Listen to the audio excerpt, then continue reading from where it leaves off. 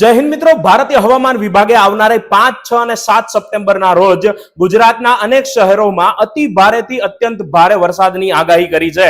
તો જો તમારું ક્યાંય જવાનું આયોજન હોય કે આ શહેરોમાં તમારું નિવાસ સ્થાન આવેલું હોય તો ખાસ એને લઈને તમે અપડેટ થઈ જજો અને તમારા અન્ય મિત્રોને પણ અપડેટ આપી દેજો જો તેઓ આ શહેરોમાં આવતા હોય. તો 5 તારીખના રોજ અમરેલી, બોટાદ, ભાવનગર અને ભરૂચ, નર્મદા, છોટાઉદેપુર, સુરત, તાપી, નવસારી, ડાંગ, વલસાડ, દમણ અને દાદરા નગર હવેલી ખાતે અતિ ભારેથી અત્યંત ભારે વરસાદની આગાહી છે. એના બાદ 6 તારીખના રોજ ગુજરાતમાં સુરેન્દ્રનગર, મોરબી, રાજકોટ, બોટાદ, બનાસકાંઠા, મહેસાણા, ગાંધીનગર, સાબરકાંઠા, અરવલ્લી, મહીસાગર, ખેડા, પંચમહાલ અને દાહોદ ખાતે અતિ ભારેથી અત્યંત ભારે વરસાદની આગાહી છે.